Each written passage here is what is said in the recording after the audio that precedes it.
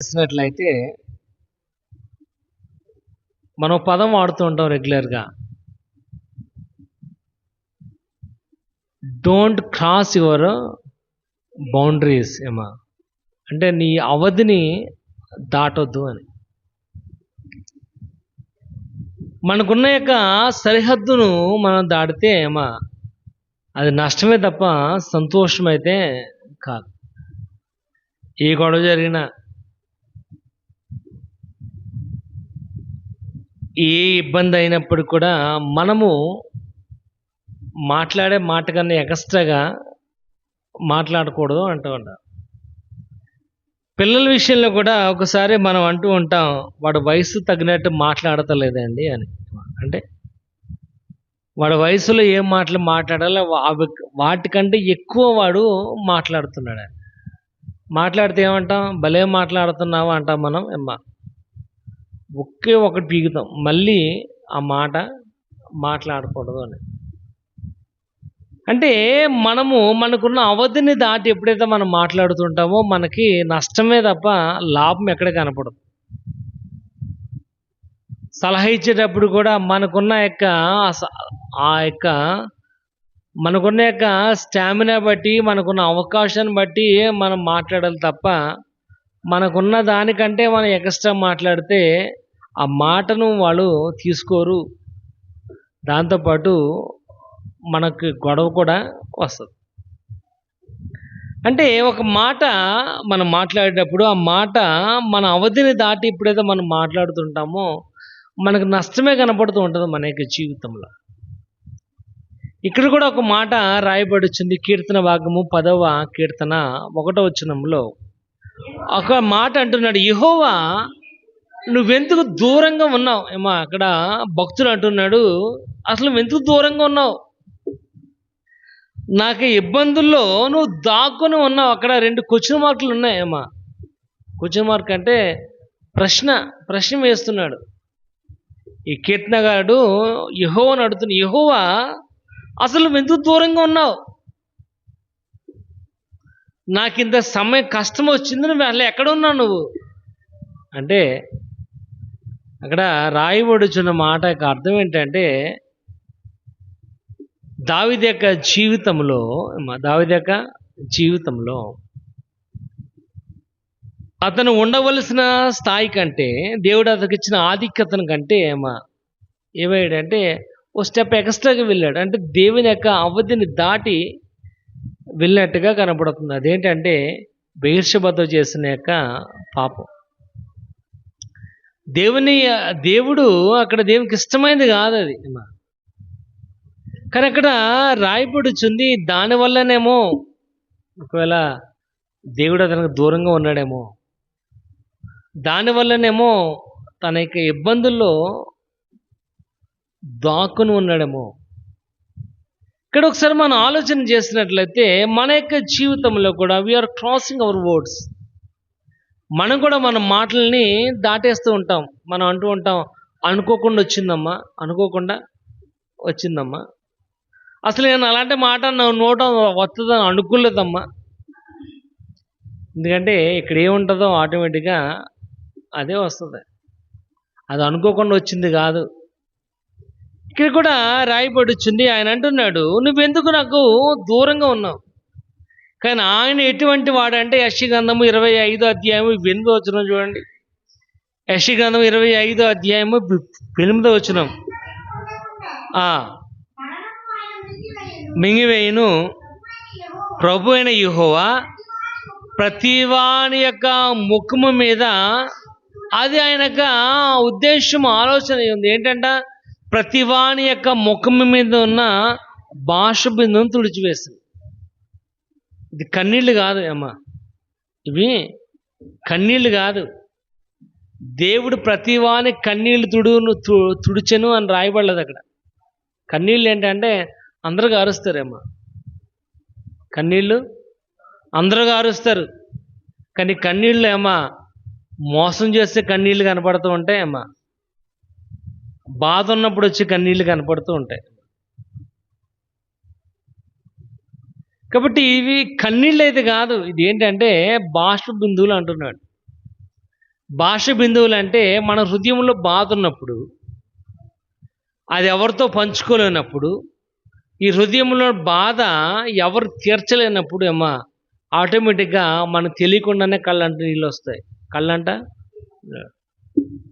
అది భాష బిందు. అంటే మన హృదయంలో ఉన్న ఇక బాధ, మన హృదయంలో ఉన్న కష్టం, మన హృదయంలో ఉన్న వేదన ఏమో ఎవరు కూడా తీర్చలేనప్పుడు మనం అంటూ ఉంటాం, ప్రభా ఏంటి నాకు ఈ పరిస్థితి.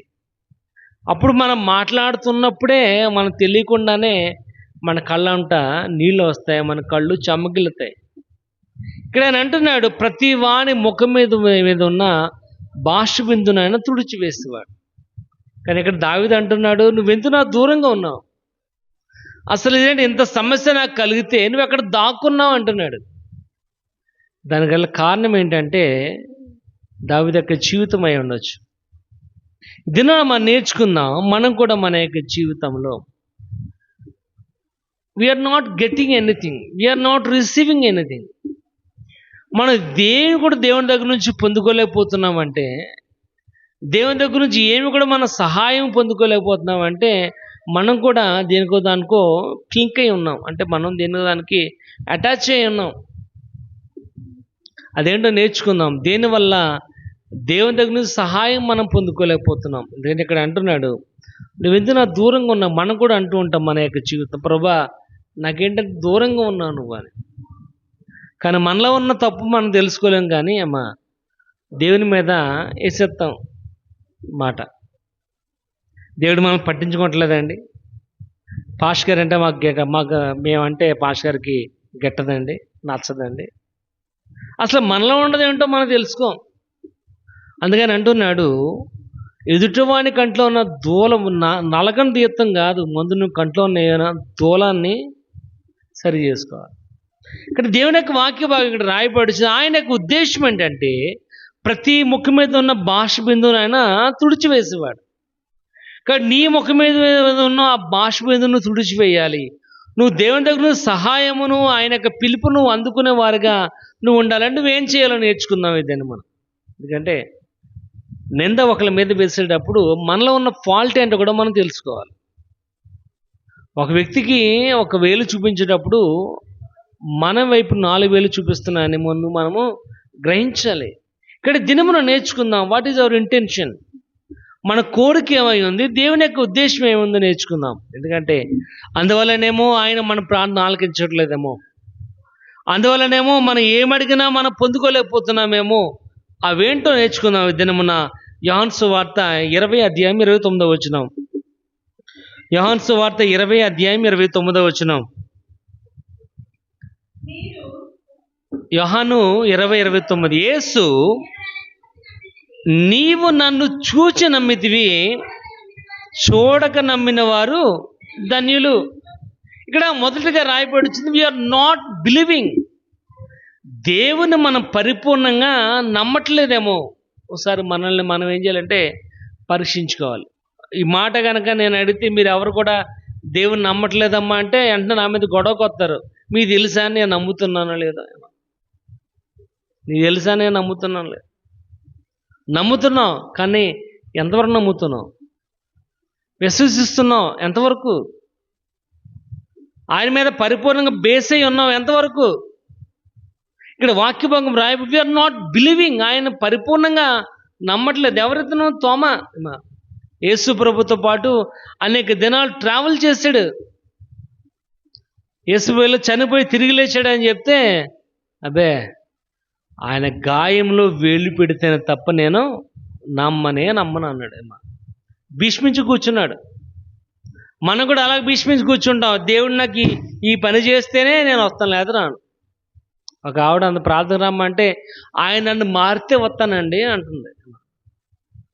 నువ్వు వస్తే మారుస్తాడు ఆయన, నువ్వు రాకుండా ఆయన మారిస్తే వస్తానంటే ఆయన నిన్ను మార్చడు ఏమా, నువ్వు మారాలి.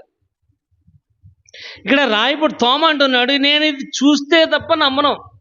చూడండి అక్కడ అంటున్నాడు, నీ వేలు ఇటు చాచి నా చేతిలో చూడుము, నీ చెయ్యి చాచి నా ప్రక్కలో ఉంచుము అన్నాడు. అంటే అక్కడ అతని యొక్క జీవితంలో యేసు ప్రభు చనిపోయి తిరిగి లేచాడని పరిపూర్ణంగా నమ్మలేకపోతున్నాడు. చూడండి, అదే పుస్తకము, అదే అధ్యాయము 8వ వచనం కూడా చదివింది ఒకసారి. 8వ వచనం 28. అప్పుడు మొదట సమాధి వద్దకు వచ్చిన ఆ శిష్యుడు లోపలికి పోయి చూచి నమ్మాను. ఏంటంటే ఆల్రెడీ వీళ్ళు చెప్పారు యేసు ప్రభు చనిపోయి తిరిగి లేచాడని చెప్తే, అబ్బే ఈ శిష్యుడు ఏం చేయడంట, వాళ్ళు చెప్పిన మాట నేను ఏంటంటే ఏమా, వాళ్ళు చెప్పిన మాట నేనేంటంటే గబగబా లోపలికి వెళ్ళి ఖాళీ సమాధి చనపడినప్పుడు ఓహో యేసు ప్రభు లేచాడా, అప్పుడు నమ్మాడంట. మనం కూడా అమ్మా ఏం చేస్తూ ఉంటాం, మనం కూడా ఏం చేస్తూ ఉంటాం అంటే మనము పరిపూర్ణంగా నమ్మలేకపోతున్నాం యేసు ప్రభుని, పరిపూర్ణంగా అనేది విశ్వాసం ఉంచలేకపోతున్నాం. వాడు ఏం చేశాడంటే లోపలికి వెళ్ళి ఆ ఖాళీ సమాధి చూసి ఓహో వాళ్ళు చెప్పింది నిజమేనా, అప్పుడు నమ్మాడు. ఇక్కడ తోమ ఏం చేయడంటే యేసు ప్రభు ఇదిగో నా గాయాలు చూడు, ఇదిగో నా పక్కలో చేయబెట్టి చూడు అన్నప్పుడు అప్పుడు చూసి నమ్మాడు. ఇక్కడ అంటున్నాడు చూచి నమ్మిన వారి కంటే చూడక నమ్మిన వారు నన్ను. అదేమి సరదాగా మాట చెప్పలేదేమో. మనం కూడా మన యొక్క జీవితంలో చూసే నమ్ముతూ ఉంటాం, చూస్తే ఇలా చేస్తేనే మనం నమ్ముతూ ఉంటాం. కానీ ఇక్కడ రాయబడచ్చు మన దేవుని దగ్గర నుంచి సహాయాన్ని మనం పొందుకోలేకపోతున్నాం. అంటే యూఆర్ నాట్ బిలీవింగ్ కంప్లీట్లీ, మనం పరిపూర్ణంగా దేవుణ్ణి నమ్మట్లేదు. చూడండి అదే యోహాను సువార్త 4:48 చూడండి ఒకసారి. 4:48.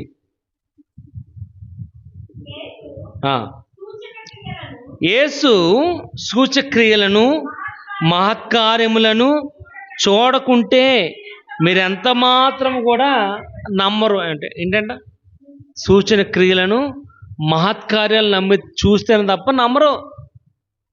మనం కూడా ఏం చేస్తూ ఉంటాం, వాటి కోసమే పరుగులు ఎడుతూ ఉంటాం, వాటి కోసమే బెంపర్లు ఆడుతూ ఉంటాం. అవసరం ఎంత దూరమైనా ఏమ్మా నడుచుకుంటూ వెళ్ళిపోతాం, ఎంత ప్రయాసమైనా మానుకుని వెళ్ళిపోతాం. ఇక్కడ రాయబడుచుంది సూచన క్రియలను మహత్కార్యములను చూడకుంటే మీరు ఎంత మాత్రం కూడా నమ్మరు. మనము ఆ విధంగా పరిపూర్ణంగా దేవుని నమ్మట్లేదు కనుక యూఆర్ నాట్ గెట్టింగ్ ఎనీథింగ్. మనం దేవుని దగ్గర నుంచి ఏమి పొందుకోలేకపోతున్నాం. దానికోసమే పరుగులాట, దానికోసమే ఇబ్బందులు. ఏమా ఆదివారం ప్రార్థన రావడానికి మనకు టైం ఉండదు, కానీ అమ్మా సోమవారం శనివారం దాకా ఎక్కడికి రమ్మన్నా అక్కడికి వెళ్ళిపోతాం. మనం ఎక్కడ రమ్మన్నా వెళ్ళిపోతాం, ఎక్కడికి రమ్మన్నా ఏమ్మా ఇది జరుగుతుందమ్మా నువ్వు అక్కడికి రా, 7 వారాలు రా అంటే అబ్బాయి ఆదివారం పోతే పోయింది. అమ్మా ముందు నేను స్వస్థపడాలి, నేను బాగుపడాలి, నా యొక్క కష్టాలు తీరాలి, నష్టాలు తీరాలి అనుకుని వాటి కోసమే ప్రయాసపడుతూ ఉంటాం తప్ప వీఆర్ నాట్ బిలీవింగ్ కంప్లీట్లీ. పరిపూర్ణంగా యేసు ప్రభువుని మనం నమ్మట్లేదు.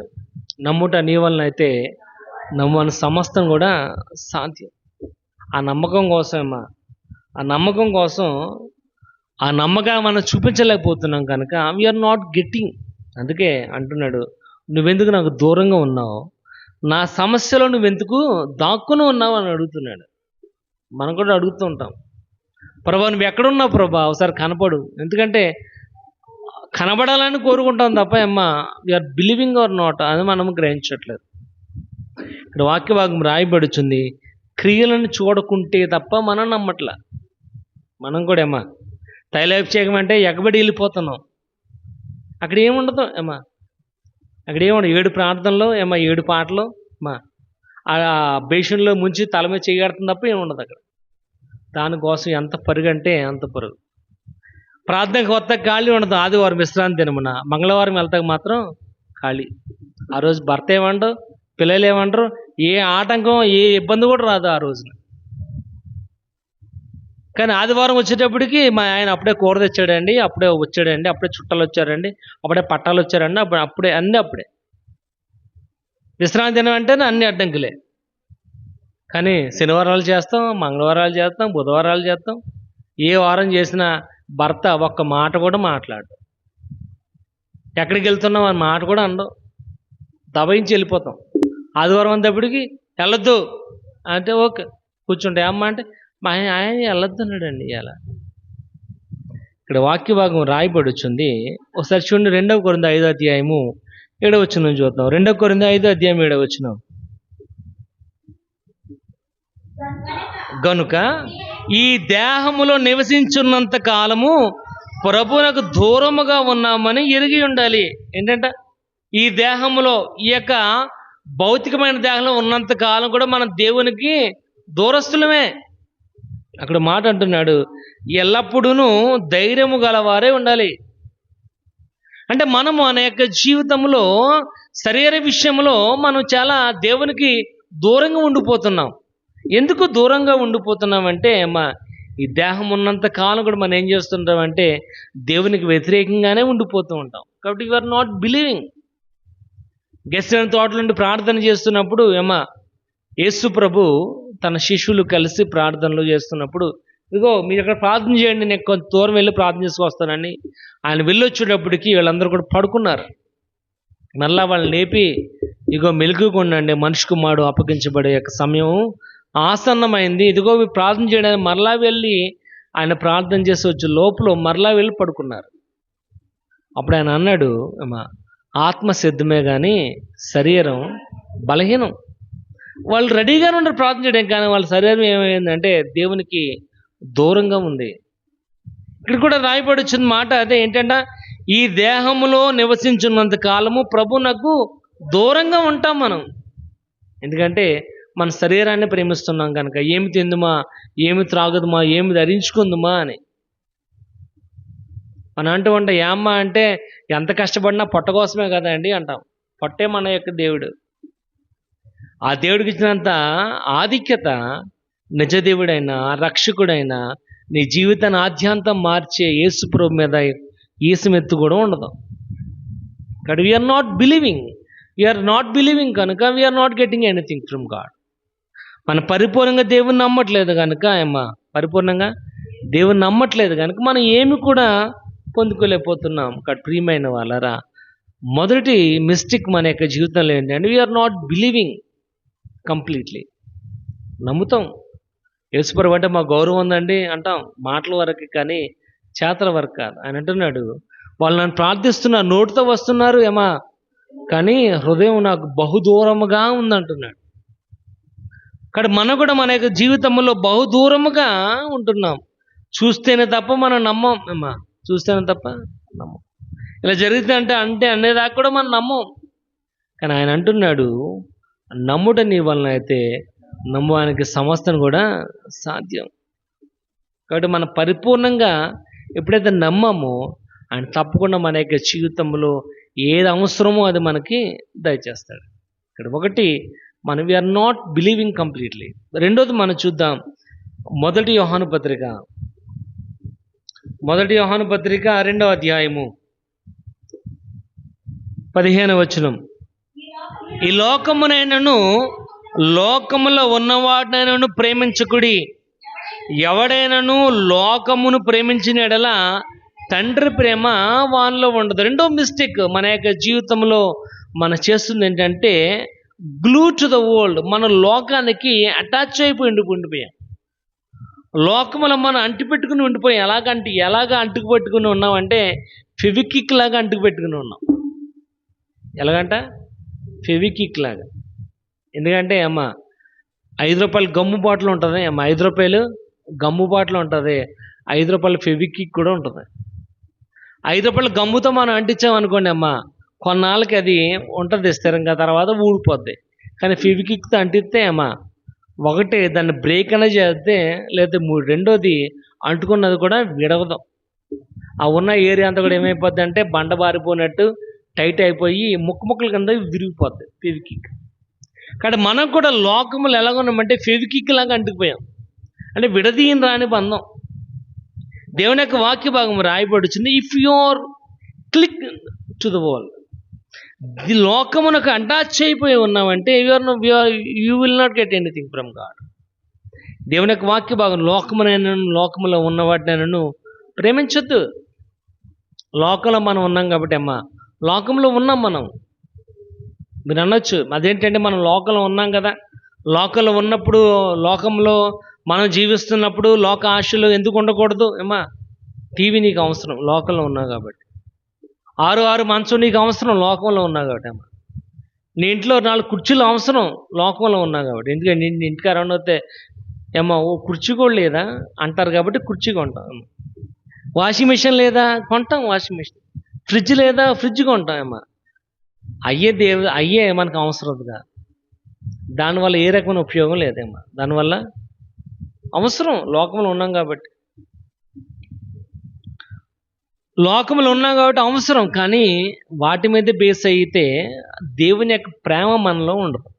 ఇక్కడ రాయబడి వచ్చింది, ఎవడైనాను లోకమును ప్రేమించిన ఎడల తండ్రి ప్రేమ మనలో ఉండదు. కాబట్టి లోకంలో మనం ఉన్నాం. మీరు అనొచ్చు, మీ ఇంట్లో ఏసీ లేదంటే ఉంది, ఏసీ అవసరం. మనం లోకంలో ఉన్నాం కాబట్టి, ఈ ఎండ తట్టుకోలేకపోతున్నాం కాబట్టి ఏసీ అవసరం. కానీ ఏసీయే మన జీవితం అయితే కాదు. రాయబడి వచ్చింది, మనము గ్లూ టు ద వరల్డ్, లోకమునకు మనం ఏమైనా అటాచ్ అయిపోయాం. మనం లోకంలో కలిసిపోయాం మనం. ఎందుకంటే మన లోకంలో చూడండి, 4:5 కూడా చూడండి ఒకసారి. 4:5 వారు లోక సంబంధులు కనుక లోక సంబంధులైనట్టు మాట్లాడుదురు, లోకం వారి మాట వినును అని ఉన్నది. ఏంటంటే లోక సంబంధులు కనుక ఎలా మాట్లాడతారంట? లోక సంబంధమైనట్టుగానే మనం కూడా లోకంలో ఉన్నాం కాబట్టి లోకం ఏ విధంగా మాట్లాడుతుందో మనం ఆ విధంగానే మాట్లాడుతాం. కాబట్టి ఇక్కడ రాయబడుచుంది, లోకము వారి మాట వినును. ఎవరు? మనం కూడా లోక సంబంధులుగా మాట్లాడితే లోకం ఏం చేద్దంట? మన మాట వింటది. కానీ మనం లోక సంబంధులు అయితే కాదు. We are separated from the world.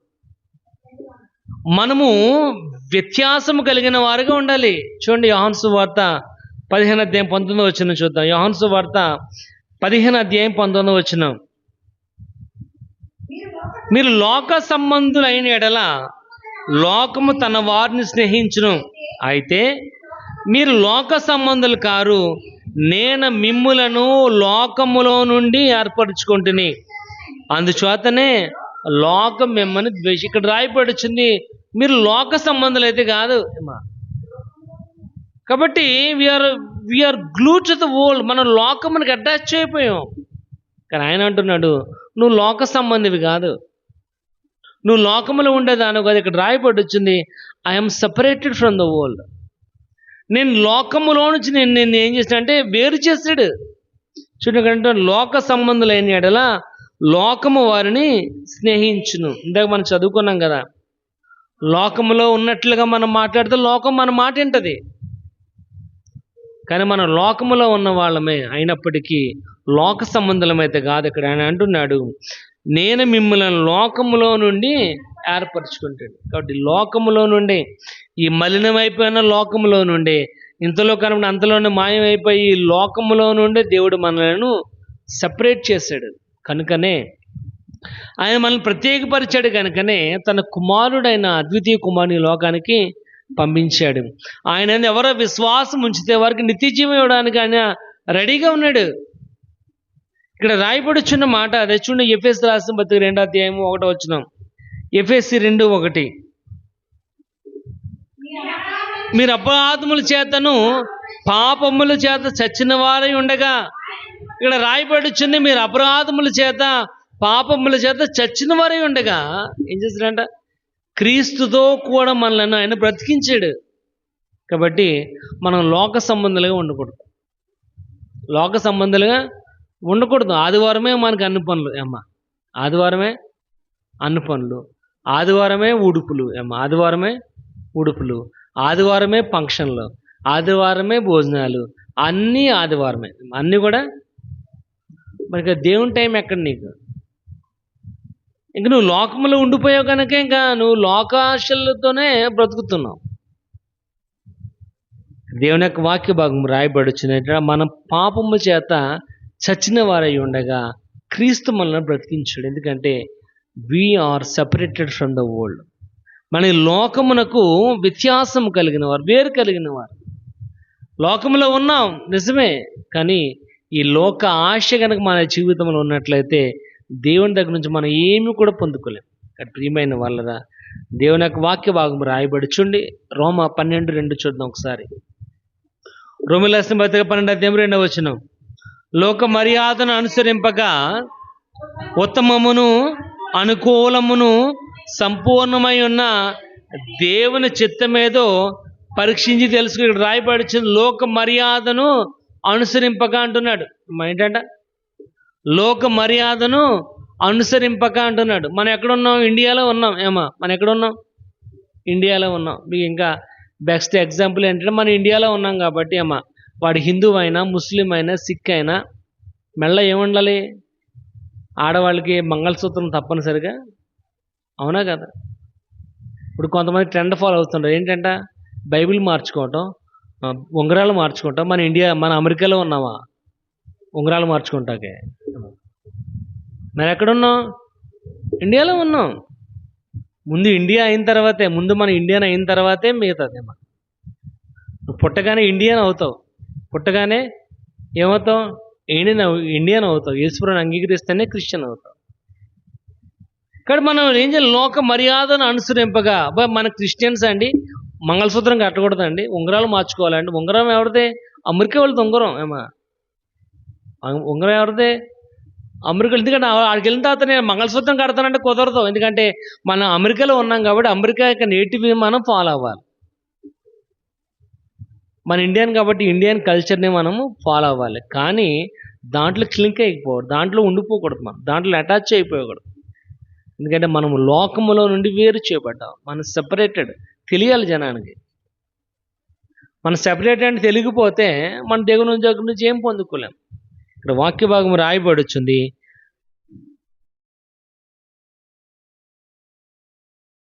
ఇక్కడ మనం లోకములో నుండి వేరు చేయబడ్డాం కనుక లోక మర్యాదను అనుసరింపగా ఏది ఉత్తమమో, ఏది అనుకూలమో, ఏది సంపూర్ణమై ఉందో దాన్ని ఏం చేయాలంట? పరీక్షించి తెలుసుకోవాలి అంటున్నాడు. ఏంటంటే దేవుని చిత్తం మీద అని ఏం చేయాలంట? పరీక్షించి తెలుసుకోవాలి. పరీక్షించి తెలుసుకోవాలి. కూరలో ఉప్పు వేసినప్పుడు మొదట కొంచెమే వేస్తాం. ఎందుకంటే ఆ ముక్క అంతా కూడా ఉప్పు పట్టాలి. అంతే. అదే ఉప్పుతో దింపేస్తాం మనం. దింపేసే ముందు మళ్ళా ముక్కకు ఉప్పు పట్టిందా, పులుసులో ఉప్పు ఉందా, సరిపడగా ఉందా, ఎక్కువ ఉందా? కాబట్టి రుచి చూసి మనము తెలుసుకుంటాం. అలాగే ఇక్కడ వాక్య భాగం రాయబడుతుంది. మనం కూడా లోకానికి అటాచ్ అయిపోయాం కాబట్టి దేవుని దగ్గర నుంచి మనం ఏమి కూడా పొందుకోలేకపోతున్నాం. కాబట్టి రెండోది ఇక్కడ రాయబడుతుంది, గ్లూ టు ద వరల్డ్. మనం లోకానికి అటాచ్ అయ్యి ఉండకూడదు. We are separated. మనం ప్రత్యేకమైన వారు. అందుకే లోక మర్యాదను అనుసరింపగా ఏది మంచిదో, ఏది ఉత్తమమో పరీక్షించి తెలుసుకోవాలి. ఇక్కడ రెండవది, మనం లోకానికి అటాచ్ అయిపోయి ఉండిపోయాం కనుక మనం ఏమి పొందుకోలేకపోతున్నాం. కనుకనే ఇక్కడ అంటున్నాడు, నువ్వెందుకు నాకు దూరంగా ఉన్నావు, నా ఆపత్కాలంలో ఎందుకు దాక్కుని ఉన్నావు అంటున్నాడు. మూడోది చూద్దాం ఇంకా ఏం చేస్తున్నాము. ఈ ఎబ్రిల్ రాసిన పత్రిక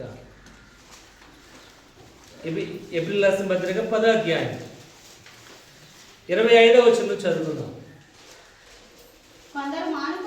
కొందరు మానుకొనుచున్నట్లుగా సమాజముగా కూడుట మానక ఒకరినొకడు హెచ్చరించుచు ఆ దినము సమీపించుట మీరు చూచిన కొలది మరి ఎక్కువగా అలాగు చేయొచ్చు.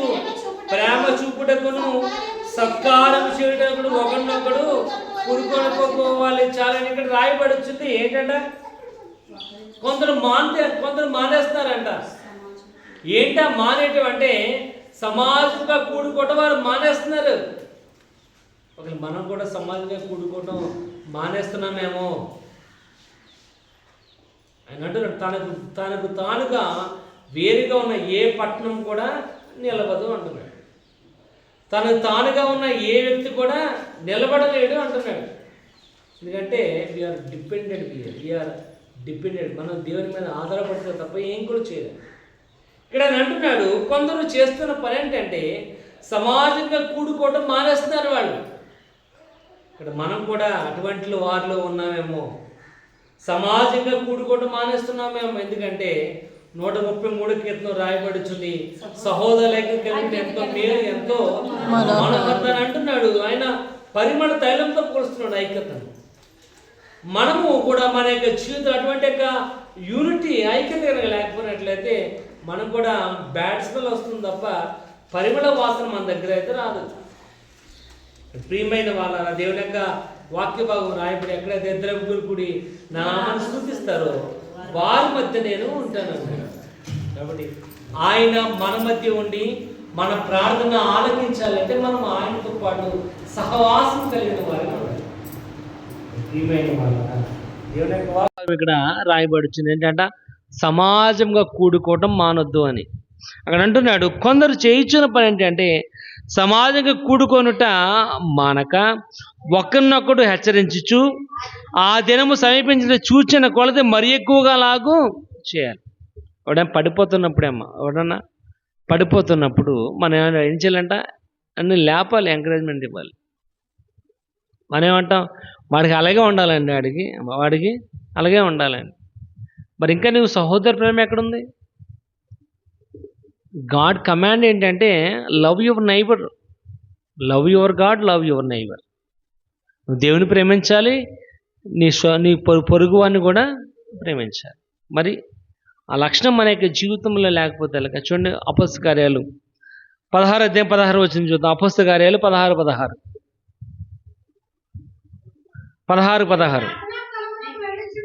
ఏంటంటే మేము ప్రార్థనా స్థలమునకు వెళ్ళుచుండగా, చాలండి ఇక్కడ అంటున్నాడు మేము ప్రార్థనా స్థలానికి వెళ్ళుచుండగా. అక్కడ మేము అని బహువచనం వాడబడింది. నేను ప్రార్థనా స్థలమునకు వెళ్ళుచుండగా అనలేదు పౌలు. ఏమంటున్నాడు? మేము వెళ్ళుచుండగా. మేము అంటే తిమోతి పౌలు ఉన్నారు అక్కడ. పౌలు తిమోతి. మేము ప్రార్థనా స్థలంలో వెళ్ళుచుండగా పుత్తోను పట్టిన ఒక దెయ్యం పట్టిన ఒక స్త్రీ కనబడ్డారు. ఆమెను బాగు చేశారు. బాగు చేసినందుకు తన యజమానులు వచ్చి వీళ్ళ మీద కేసు పెట్టడం వల్ల వీళ్ళిద్దరిని జైల్లో వేస్తారు. కానీ అక్కడ బహువచనం వాడేవాడు మేము వెళ్ళుట వలన. మేము అని పదం వాడింది. ఇక్కడ మనం కూడా మన యొక్క జీవితంలో నేను అని సింగులర్ కాదు కానీ మేము అనే బహువచనాన్ని వాడాలి. ఎందుకంటే పరిమళ వాసనతో దేవుడు పోలుస్తున్నాడు. అక్కడ ప్రియమైన వాళ్ళరా దేవుని యొక్క వాక్య భాగం కూడా అక్కడ రాయబడి వచ్చింది. మనము కూడా ఏం చేయాలంట? సహోదరుల ఐక్యత కలిగినట్లుగా యూనిటీని మెయింటైన్ చేయాలి. యూనిటీ కలిగిన వారుగా రాయబడి వీఆర్ నాట్ గ్యాదరింగ్ యూనిటీ. మనము ఐక్యతగా గ్యాదర్ అవ్వలేకపోతున్నాం. ఎక్కడ ప్రార్థన అంటే మనం రాము, ఎక్కడ ఇంటికాడ ప్రార్థన అంటే రాము మనం. ఎందుకంటే వాళ్ళకి మనకి గొడవ, దెబ్బలాట. వాళ్ళని ఈ వీధిలో చూస్తే ఈ వీధికి వెళ్తాం, ఈ వీధిలో చూస్తే ఈ వీధికి వస్తాం. మరి ఇంకా సహోదర ప్రేమ ఏది? దేవుని ప్రేమ ఏది నీకు? ఒకళ్ళంటే ఒకళ్ళు పడనప్పుడు నీకు నువ్వు ప్రార్థన రావడం, దేశంలో నమ్ముకోవడం కూడా వ్యర్థం, ఉపయోగం లేని పని అదంతా కూడా. నువ్వు ఎప్పుడైతే నువ్వు సహోదరుని ప్రేమించావో అప్పుడే దేవుని యొక్క ప్రేమ కూడా నీలో ఉంటుంది. దేవుని ప్రేమిస్తున్నానని సహోదరుని ద్వేషించడం వల్ల కలిసి వచ్చేది ఏమి కూడా లేదు, నష్టమే తప్ప. అందుకే ఆయన అంటున్నాడు నువ్వు నాకు ఎందుకు దూరంగా ఉన్నావంటే ఏమో అతనిలో కూడా సహోదర ప్రేమ లేదేమో. ప్రియమైన వాళ్ళరా సమాజంగా కూడుకున్నట మానొద్దు అని. నువ్వు ప్రార్థన చేయను, ఇద్దరు మనుషులు ఏకమే ప్రార్థన చేస్తున్నట్టు దేవుడు తప్పక ప్రార్థన ఆలకిస్తాడు. మన మట్టుకే గదిలో కూర్చొని ప్రార్థన చేస్తే ప్రయోజనం ఉండదు. ప్రియమైన వాళ్ళరా దేవుని యొక్క వాక్య భాగం రాయబడుచుంది. అది సంఘమునకు క్షమాభివృద్ధి, అది పరిచర్యకు పునాది. ప్రియమైన వాళ్ళరా ఒకవేళ మనం కూడా మన యొక్క జీవితంలో ఆ ఐక్యతను కనుక కోల్పోయినట్లయితే దేవుని దగ్గర నుంచి మనం ఏమి కూడా పొందుకోలేం. కాబట్టి మనం ఏం చేయాలంటే ఐక్యత కలిగిన వారుగా ఉండాలి. ఐక్యత కలిగిన వారుగా ఉండాలి. ఎందుకంటే వారు కూడా చూడండి అపొస్తల కార్యాలు 2వ అధ్యాయంలో వారందరూ మేడగదిలో ఉండగానేమా ఒక్కలే ఉండలేదు అక్కడేమా. వారందరూ మేడగదిలో ఉండగా ఒక్కడు లేడు అక్కడ ఏమా. శిష్యులు ఉన్నారు, కొత్తగా జాయిన్ అయిన ఓ శిష్యు ఉన్నాడు ఏమా. 3,000 మంది ఉన్నారు అక్కడ, 120 మంది ఉన్నారు అమ్మా. చిన్న నెంబర్ ఏం కాదు అది. ఎప్పుడైతే వాళ్ళందరూ సమాజంగా కూడి దేవుని స్తుతించడం మొదలుపెట్టారో దేవుని యొక్క ప్రసన్నత వారి మీద వచ్చింది. దేవుని యొక్క ప్రసన్నత ఎప్పుడైతే వారి మీద వచ్చిన వారు అన్ని భాషల్లో మాట్లాడటం అనేది మనం చూసాం. 3,000 మంది రక్షింపడ్డారు మొదటి మెసేజ్ని. ఇక్కడ ప్రియమైన వాళ్ళు ఎప్పుడైతే మనం మన యొక్క జీవితంలో అటువంటి యొక్క ఐక్యత లేదో ఏమి కూడా చేయలేం, మనం ఏమి సాధించలేం. అందుకే తనకు తానుగా వేరుగా ఉన్న ఏ పట్టణము, ఏ వ్యక్తి, ఏ గృహము కూడా నిలబడదు అనందు వాక్యంలో. మనం కూడా ఎవరిని కలుపుకోం. మనకు మనగా సొంతంగా నిర్ణయాలు తీసుకుంటూ ఉంటాం.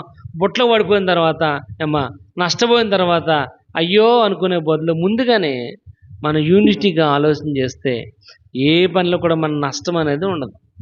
కానీ దేవుని యొక్క వాక్య భాగం ఇక్కడ రాయబడుచుంది అదే.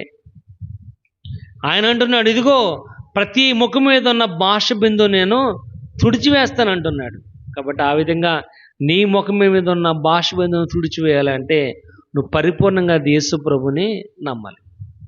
రెండోది, నువ్వు లోకములో ఉన్నావు అయినప్పటికీ లోకములో నువ్వు వేరుగా ఉండి దేవుణ్ణి అంటిపెట్టుకుని ఉండాలి. లోకాన్ని అంటిపెట్టుకుని ఉంటాం కాదు. అదేంటే లోకంలో ఉన్నాం కదా, మరి లోకంలో ఉన్నట్లు మనం చేయొద్దా అంటే చెయ్యి, కానీ నువ్వు దేవునికి ఎక్కువ ప్రయారిటీ అనేది ఇవ్వాలి. అక్కడ ఒకటి పరిపూర్ణంగా యేసు ప్రభుని నమ్మాలి. రెండవది లోకమునకు వేరుగా ఉండాలి నువ్వు. మూడవది సమాజముగా కూడుకోవడం మానకూడదు. యూనిటీ ఉండాలి, ఐక్యత ఉండాలి. ఎందుకంటే ఇక్కడ ఒకసారి చూద్దాం. అదే పుస్తకము 2వ అధ్యాయం చూద్దాం. అపోస్తలకార్యాలు 2వ అధ్యాయము చూడండి. కాదమ్మా, 2వ అధ్యాయము 42వ వచనం చూడండి ఒకసారి.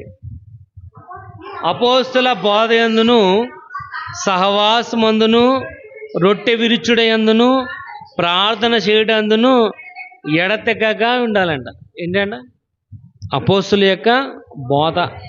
అపోస్తుల బోధ ఎక్కడ ఉంటుంది? మనకి మందిరంలోనూ ఉంటుంది. అపోస్తుల బోధ అంటే యేసు ప్రభు యొక్క శిలువ మరణ పునరుద్ధరణలు ఎక్కడ చెప్తారంటే మందిరంలో చెప్తారు. కాబట్టి మందిరంనకు రావాలి. రెండోది సహవాసం. రెండోది ఏంటంటే సహవాసం. ఈ మూల కూర్చున్న వ్యక్తికి ఆ మూల కూర్చున్న వాళ్ళు ఎవరో తెలియదు. వందలు కూడా చెప్పుకోరు. ఆమె అని లోపల ఆ గుమ్మం దాటి టక్కన వెళ్ళిపోతాడికి వాళ్ళు ఎవరు వచ్చారో కూడా తెలియదు. ఈ మూల కూర్చున్న వాళ్ళకి ఆ మూల కూర్చున్న వాళ్ళు ఎవరో తెలియదు. ఎందుకంటే ద్వేషం, పగ. వాళ్ళంటే పడదు, వీళ్ళంటే పడదు. అది ఎలాగంటే ఐస్కాంతం చూడండి నార్త్ లాగా సౌత్ లాగా కలవకుండా ఆపోజిట్ కలం. అలాంటి ఇలా పడదు, ఇలాంటి మరి ఇంకేంటి సహోదర ప్రేమ అండి. ఇక్కడ రాయబడి వచ్చింది ఏంటంటే అపోస్తుల బోధ అందును సహవాసం అందును. మూడోది ఏంటంట రొట్టె విరుచుడే అందును. అంటే ఏంటి సంస్కారాన్ని తప్పకుండా ఆచరించాలి. ఇప్పుడు కొత్త ట్రెండ్ ఏంటంటే ఇవాళ నాకు వద్దండి, ఇవాళ నేను తీసుకోనండి, నేను అన్నం తినేసానండి, తలస్నానం చేయలేదండి, ఎన్ని కారణాలు చెప్తాను, అన్ని కారణాలు చెప్తాను. ఎందుకంటే దాని ప్రాముఖ్యత మనకు తెలియదు కాబట్టి, దాని వాల్యూ మనకు తెలియదు కాబట్టి. ఏదో సంతలో దొరికే రొట్టె, సంతలో దొరికే ద్రాక్షారసం తెచ్చేసారు అనుకుంటాం తప్ప దాని యొక్క విలువ ఏంటన్నది మనం గ్రహించట్లేదు. కనుక బాప్తిసం తీసుకున్నా కానీ, సంస్కారంలో పాలు పొందుతున్నా కానీ ఈ వారం నాకు వద్దండి, ఈ వారం నేను తినలేదు, పొద్దున్న మర్చిపోయి టిఫిన్ తినేసానండి. ఎన్ని కారణాలంటే అన్ని కారణాలు. రొట్టె విరుచుడే అందును ప్రార్థన చేయడం అందును ఎడతెగక ఉండాలి. అదే సహవాసం. ఇక్కడ ప్రియమైన వాళ్ళరా, దేవుని యొక్క వాక్య భాగం రాయబడి వచ్చింది. దేవుని దగ్గర నుంచి మనం ఏమీ పొందుకోలేకపోతున్నాం అంటే ఇవి కారణాలేమో. మనల్ని మనం ఏం చేయాలంటే పరీక్షించుకోవాలి. నువ్వే పరీక్షించుకోవాలి. నీ హృదయాన్ని అడుగు, నీ మనసును అడుగు. ఒకవేళ నేను యేసుప్రభువుని పరిపూర్ణంగా నమ్మట్లేదేమో, ఒకవేళ నేను ఇంకా లోకానికి అటాచ్ అయిపోయి ఉండిపోయానేమో, యూనిటీ నా యొక్క జీవితంలో లేదేమో అని నిన్ను నువ్వేం చేయాలంట పరీక్షించుకోవాలి, పరిశోధించేసుకోవాలి. అప్పుడే మన దేవుని దగ్గర నుంచి ఏమైనా మనం పొందుకోగలము. ఎందుకంటే దేవునికి సమస్తం కూడా సాధ్యం. ఆయన సమస్తం కూడా సాధ్యం. ఇది నా వల్ల కాదు అనే ఆయన దగ్గర అయితే లేదు. మనుషులకే అసాధ్యం, కానీ దేవునికి సమస్తం కూడా సాధ్యం. ఇక్కడ సాధ్యమైన దేవుణ్ణి మనం ఆరాధిద్దాం. పరిపూర్ణంగా యేసు ప్రభువులు మనం కొనసాగుతూ మన యొక్క జీవితంలో ఏది అవసరమో అది మనం తెచ్చుకోవడానికి ప్రయత్నం చేద్దాం. దేవుడి కొద్ది మాటలు మనకు దీవించి ఆశీర్వదించును గాక.